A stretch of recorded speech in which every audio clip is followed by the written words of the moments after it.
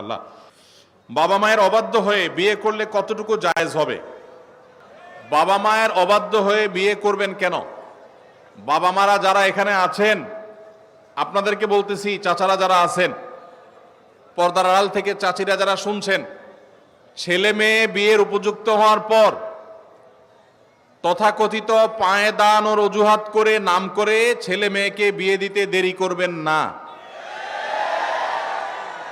পোলাপানের আওয়াজ শুনে হলেও কিছুটা বোঝার চেষ্টা করেন। আল্লাহ রাব্বুল আলামিন আমাদের চাচা চাচিদেরকে হেদায়েত নসিব করুন, ওনারা যেন আমাদের ছেলে মেয়েদের কষ্টটা বুঝেন, আল্লাহ তাআলা সেই তৌফিক নসিব করুন। বাবাজিরা, আপনারা যে বয়সে বিয়ে করেছেন, আপনার ছেলেকে কিন্তু তার চাইতে আর্লি দিতে হবে। কেন দিতে হবে? কারণ আপনাদের আমলে ফেসবুক ছিল না, এখন ফেসবুক বাইর হয়েছে। আপনাদের আমলে স্মার্টফোন ছিল না, এখন টাচ মোবাইল বাইর হয়েছে। এই ছেলে মেয়েদের চরিত্র